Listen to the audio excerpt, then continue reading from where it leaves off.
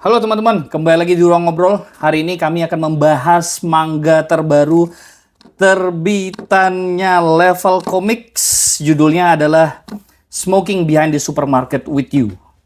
Ketika video ini diambil, teman-teman, volume yang baru rilis di Indonesia itu volume 1.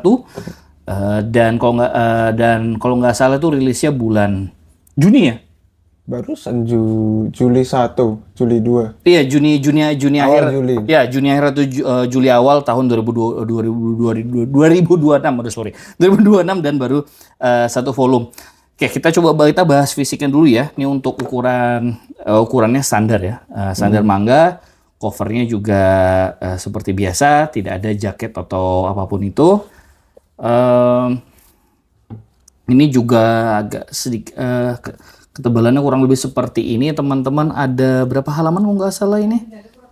Sekitar ada 200-an halaman, teman-teman. Dalamnya juga udah pakai book paper ya, teman-teman ya. Udah pakai book paper. Nah, kita juga sudah bisa mendapatkan bonus ini. Ini adalah postcard ya, teman-teman, kartu pos. Visualnya adalah visual yang dipakai adalah visual dari cover. Dalamnya tidak ada, dalamnya itu halaman warnanya itu cuma ada ini, sauku, cuma ada ini, teman-teman. Gitu. Ya sisanya standar, harganya 68.000. Makin mahal. Sepertinya ya, kita tahulah keadaan dunia dan keadaan Indonesia lagi seperti apa sekarang. Harga-harga lagi naik dan akhirnya juga berimbas ke hobi kita, yaitu membeli komik. Ya tapi tidak mau gimana lagi ya, teman-teman, karena kan kalau misalnya harganya mungkin sama, mungkin ada terjadi penurunan kualitas, dan tentunya kita tidak rela kalau misalnya ini balik ke, misalnya katakanlah balik ke kertas koran. Ya lebih baik kualitasnya tetap sama tapi harga naik dikit lah ya. Ya tidak ada yang bisa kita perbuat. Cuma itu baik, dan teman-teman ya, ketika aku beli komik ini ada satu menurutku yang agak cukup membuatku kaget. Pas aku beli komik ini, teman-teman, aku nggak tahu nih bisa kelihatan di kamera apa enggak. Kelihatan nggak? Kayaknya enggak deh. Intinya adalah cetakannya tembus. Iya. Cetakannya tembus, terutama di halaman-halaman awal. Tengah ke belakang sih enggak ya untungnya, tapi di halaman-halaman awal tuh tembus gitu. Jadi ketika ngebuka halaman pertama, ketika ngebaca itu langsung kayak, ya kok gini sih? Itu sih yang paling kerasa ya, yang mengganjal. Nggak sampai mengganggu lah, teman-teman. Yang agak mengganjal ketika membaca gitu. Tapi kalau sisanya sih fine-fine aja. Kamu menemukan hal yang sama nggak di komik, di cetakan fisik yang kamu beli? Iya. Aku juga notice tembus tapi nggak separah itu sih. Hingga untuk experience-nya nggak ganggu. Iya. Tapi ya tahu ada tembus itu. Oh. Ya sama sih dia halaman awal-awal. Iya. Tapi yang aku paling notice itu di bahan covernya. Oke. Bahan covernya tuh ngikutin aku sama punyanya Fish. Komik impor. Oh, dia lebih keras ya? Iya. Kelas tapi itu ada lembut-lembutnya dulu. Oh, oke. Ya. Itu sih paling soal bahasan fisiknya, teman-teman ya. Nah, ini kita sekarang masuk aja ke cerita. Ceritanya ya, tentu seperti yang bisa kita lihat di judulnya, Mbak ya, ceritanya. Ceritanya Merokok adalah di belakang supermarket. Ceritanya simpel banget. Premisnya adalah dua orang yang merokok di belakang supermarket. Bapak yang berjas ini namanya adalah Pak Sasaki, seorang pegawai kantoran salaryman khas Jepang, umur 40 tahun. Dengan di cover ini karakternya adalah yang mana namanya? Tayama. adalah Tayama, dan Tayama ini adalah seorang seorang kasir supermarket. Supermarket apa minimarket sih? Convenience store. Konbini kan sebenarnya kan? Iya. Kan, konbini bukan supermarket kan? Gitu. Lebih ke kayak Indomaret lah kalau di Indonesia. Ceritanya gimana nih, Bay? Jadi simple ya Simpel kan? Si Sasaki mau ngerokok, tapi di situ nggak ada tempat rokok. Terus tiba-tiba diajak mbak-mbak. Diajak sama Tayama rokok bareng di belakang supermarket. Ya udah. Simpel itu aja. Terus dari kegiatan itu jadi kebiasaan. Dan seperti ya halnya seorang relasi antar manusia. Mm-mm. Jadi mereka jadi tambah terbuka, Iya. jadi tambah dekat. Terus gara-gara sebenarnya belakang supermarket itu kan off limit ya, Iya, iya, iya. khusus pegawai. Khusus pegawai, betul. Tapi gara-gara si Sasaki jadi kenal sama Tayama, Mm-mm. Sasaki juga kenal sama beberapa pegawai supermarketnya itu. Iya, Minimarket. gitu. Ya. Perkembangan karakternya tuh di sini tuh aku juga suka gitu karena perkembangannya itu natural banget. Seperti yang Bayu bilang tadi, ini tuh jadi kebiasaan. Dari kebiasaan itu mereka jadi mengenal satu sama lain lebih dalam, termasuk kebiasaan-kebiasaannya, sifat-sifatnya, bahkan sampai ya sifat-sifat yang mungkin hanya akan keluar kalau misalnya mereka berdua tuh udah cukup dekat kayak gitu loh. Masalahnya adalah Tayama ini ada 2 orang. Aku aslinya 2 orang. Aku aslinya 2 orang, ya kan. Tayama ini siapa? Aslinya adalah namanya Yamada. Yamada. Dan pekerjaannya adalah seorang penjaga kasir gitu. Jadi Tayama yang menemani Pak Sasaki merokok itu adalah bisa dibilang Alter ego. bukan alter ego. Justru kalau menurutku itu karakter aslinya. Nah, Iya. gitu. Karakter aslinya. Kenapa? Karena karakter asli orang itu kan muncul di belakang. Karakter yang ditampilkan di depan, apalagi karakter yang ditampilkan di depan itu kan adalah Yamada. Yamada yang menjaga kasir. Kayak gitu. Itu kan adalah karakter apa ya? Publik yang ditampilkan di depan. Kayak gitu. Yang penuh senyum. Ya senyumnya itu senyum korporat sih karena memang dilatih sama perusahaan untuk menyapa pelanggan kan. Iya. Ya, itu kan cover depannya. Jadi itu bukan. Jadi ya bisa dibilang itu apa ya, karakter apa alter egonya kayak gitu. Nah, kenapa 2 orang? Aku pikir itu juga kejadiannya nggak sengaja, ya nggak sih?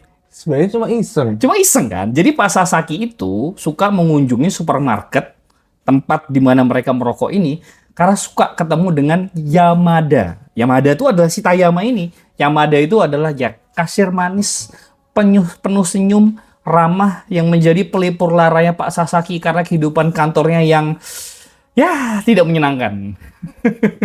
Sampai kemudian pas pindah ke pas akhirnya mereka kemudian bisa nongkrong di belakang, si Yamada yang mendengar ceritanya Pak Sasaki ini iseng kayak wah dia nggak tahu nih siapa yang sebenarnya diajak ngomong. Akhirnya dia pakai nama Tayama dibalik. Dan kalau kanjinya itu kan Yamada kan Yama sama Da. Kalau aku nggak salah tadi pas googling tuh dibalik gitu. Jadi Tayama. Jadi sebenarnya cuma perbaikan kata-kata doang. Kayak Bayu jadi Ayub. Ya, Bayu sama Ayub kayak gitu. Awan jadi Nawa. Kayak gitu doang, kayak gitu doang gitu. Dan sepanjang komik ini tuh Pak Sasaki tuh nggak tahu si Tayama dan Yamada ini adalah satu orang yang sama. Yamada itu nama aslinya Yamada berdua. Tuh tahu semuanya soal Pak Sasaki. Sampai Bu manajer itu langsung notice loh. Iya. Pertama denger nama Tayama. Mm-mm. Kan soalnya nggak ada aslinya di situ. Di minimarket nama Tayama tuh Iya. nggak ada. Adanya kan Yamada. Dan kalau nggak salah yang kerja itu kan ketika membaca ini kan yang kerja itu 3 orang. Ada 1 kasir lagi kan. Ada 1 kasir lagi yang nggak begitu menonjol. Aslinya nggak tahu ini udah muncul atau enggak. Belum ya. Yang dimuncul baru 3 berarti. Baru 3 ada Bu manajer, Yamada sama 1 lagi. Cuma yang 1 lagi itu nggak seberapa disorot. Nenek ya. Nggak, masih muda kayaknya. Ya anyway, Iya. ini karakternya belum banyak kayak gitu. Dan jadi gimana Bu manajer notice-nya? Langsung kan waktu si Sasaki ke belakang tapi ya ketemu Tayama. Jadi ya mereka berpapasan kan. Si Sasaki nyari Tayama tapi si Tayama kan nggak ada. Ya itu lagi. Nggak ada. Adanya Yamada kayak gitu. Ya manajernya jelas tahu lah karena pertama manajernya itu udah bekerja bertahun-tahun sama Yamada dan di komik ini juga diceritain bahwa Yamada itu udah kerja di sini mungkin umur belasan tahun, udah umur kerja ya, mungkin dari 17-18 tahun udah bekerja sampai kemudian di komik ini Yamada itu usianya 24 tahun. Jadi mereka tuh udah saling mengenal lama banget dan tahu lah gimana sih Yamada itu usil sama manajer tuh tahu gimana Yamada tuh usil sama orang. Itu sama. Nah, dari obrolan-obrolan di belakang itu muncullah juga ternyata romance tipis-tipis. Kalau aku bilang tuh campurannya After the Rain. Jadi apa romance age gap sama Wotakoi. Oke.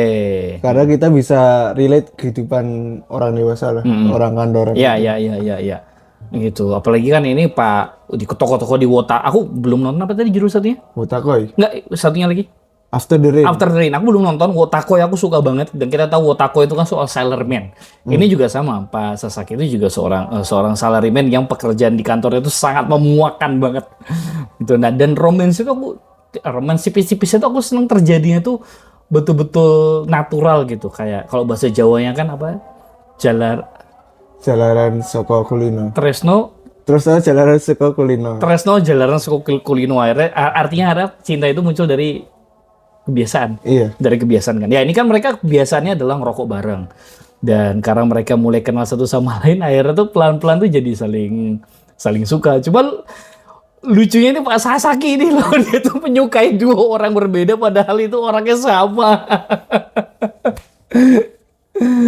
Iya, Pak Sasaki tuh seneng Yamada yang ada di kasir, tapi di belakang dia tuh nyaman banget gitu loh. Secara nggak sadar bisa dibilang nyaman dan suka juga ngobrol sama Tayama.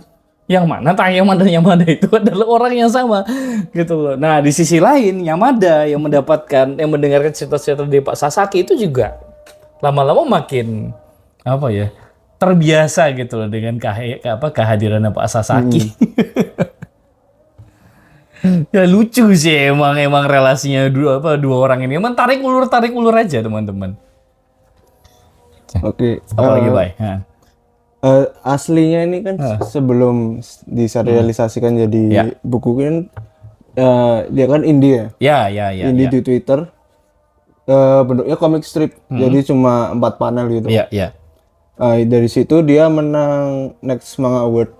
Next Manga Award tuh kayak cikal bakalnya judul yang bakal populer. Iya. Kayak Oshinoko, Chainsaw Man. Iya.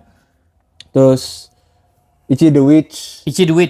Itu juga salah satunya. Ini juga karena kita juga rame kan. Terus masuk diserialisasikan juga terasa ini karena Slice of Life ya. Dan aslinya nggak ada ceritanya. Enggak.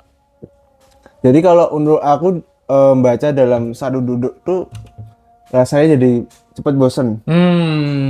Ya. Oke, aku di sisi lain teman-teman suka banget dengan cerita Slice of Life yang nggak ada ceritanya. Nah gitu, karena lempeng aja jadinya. Baca buku komik yang cukup tebal ya, kayak yang agak tebal kayak gini tuh nggak berasa kayak gitu. Karena kayak menjalani kehidupan sehari-hari aja. Itu yang lempeng aja kayak gitu. Ya dulu aku juga kayak Bayu teman-teman, sukanya yang temanya tuh yang petualangan. Tapi karena saya sudah tua, saya capek. Saya tuh suka Slice of Life. Tapi pacingnya sih paling. Karena adegannya sama terus di belakang. Ya di belakang terus. Kok nggak di belakang ngerokok, di depan Pak Sasaki nyapa Yamada. Iya itu. Sama di ruang tengah Yamada sama Bu Manajer ngobrol. Itu aja settingan, nggak kemana-mana. Dan aku kan baca ya dulu sebelum ini rilis Indonesia kan ada di aplikasi Square Enix. Oke. Manga Up. Ini kan per chapter. Jadi per minggu baca per chapter itu enjoy. Iya. Terus dijadiin buku itu ya itu rasanya sama terus gitu sih. Ya. Oke. Iya, tapi memang kalau kita kalau ngomongin slice of life yang memang terikat dengan settingnya itu aja, aku bisa memahami apa yang Bayu rasakan kayak itu memang cenderung monoton. Tapi that's the point dari manganya ini. Kehidupan yang monoton, ya kebiasaan monoton gitu. Karena satunya lagi pekerja kantoran yang hanya bisa ke minimarket, minimarket di waktu-waktu tertentu. Yang ada juga hanya bisa di sana di waktu-waktu tertentu gitu ya. Jadi ya dua pengalaman ini bisa bisa dipahami lah. Itu sih. Dan aku pikir juga kalau misal memang teman-teman mau bacanya pelan kayak gitu per chapter, itu juga nggak masalah kayak gitu, karena memang seenteng itu gitu ya, bacaan enteng aja. Mau sekali duduk bisa, mau per chapter juga bisa. Nah, Bay, aku sebelum masuk ke bagian yang lain, kamu ada lagi nggak yang soal ceritanya? Mungkin. Udah sih. Oke, nah, aku tuh sebelum kita mengakhiri review ini, teman-teman, aku mau menambahkan satu hal lagi soal terjemahannya. Ini menarik juga. Di sini kan, pertama dari segi terjemahan aku suka banget gimana kemudian gaya bahasa Yamada dan Tayama itu diterjemahkan dengan baik. Yamada itu adalah sosok yang dikenal Pak Sasaki sebagai seorang kasir yang sopan dan manis, tentu menggunakan bahasa-bahasa yang sopan. Ya, bahasa Jepang itu yang pakai akhirannya mas belakangnya yang formal lah, yang sopan, dan ini juga diterjemahkan dengan baik, seperti ada penggunaan Anda, bahasanya juga lebih baku kayak gitu. Tapi di lain pihak ketika menjadi Tayama, terjemahannya itu bisa jadi sangat kasual kayak gitu. Apalagi makin ke belakang mereka makin akrab, terjemahannya tuh makin kasual lagi. Contohnya gini, teman-teman. Ini ya. Bisa dilihat di sini. Ini si Tayama bilang, "Hai, aku datang habis belanja nih." Dalam kurung wak kayak gitu. Ini kan kasual banget kayak gitu, dan tertawanya juga tertawa kasual mengejek khas Indonesia gitu loh. Wak. Sama ada satu lagi sih, mana tadi itu? Nah, tadi sebelum review aku tuh ngobrol sama Bayu terkait penerjemahan yang satu ini. Jadi ada satu kata sifat yang berulang, yaitu tell me. Ini teman-teman. Tell me. Aku bacain nih dialognya ya. Sisi tell-nya Pak Sasaki itu aneh banget. Tell me. Kalau aku sih bisa langsung nangkap. Tell me itu artinya tell me itu adalah singkatan artinya adalah telat mikir kayak gitu. Cuma aku ketika ngebaca ini, aku tuh nggak yakin pembaca yang usianya lebih muda kayak Bayu gini bisa ngerti. Kamu Bayu pas baca ini tahu nggak tell me itu apa? Nggak tahu. Nggak tahu kan? Nggak. Kamu cari tahu nggak?